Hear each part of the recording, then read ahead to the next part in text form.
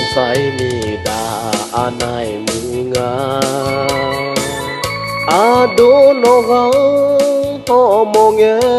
gale ở nhà no ma bu cả thọ apiloga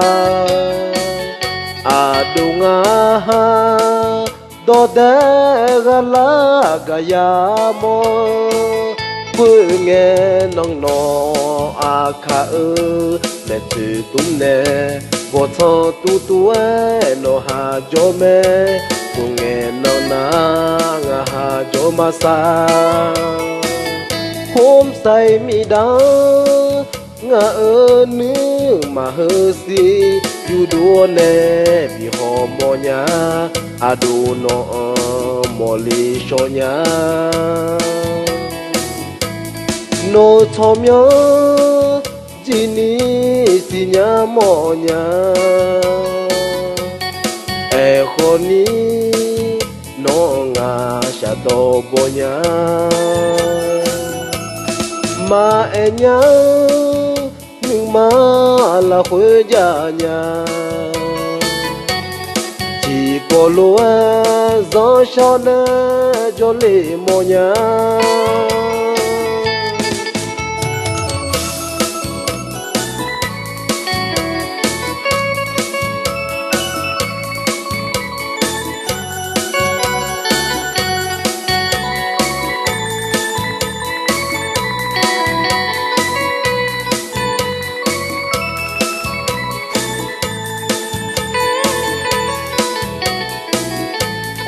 nghe nong no a kha le tu tum ne bo tho tu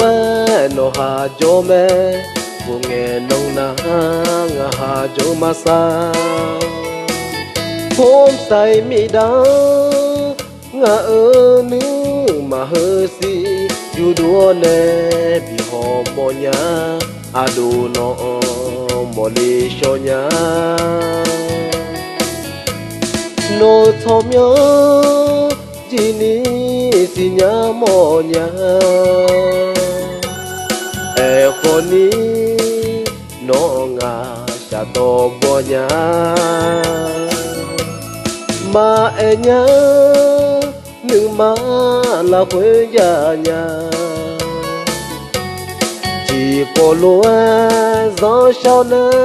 cho lệ mò nhá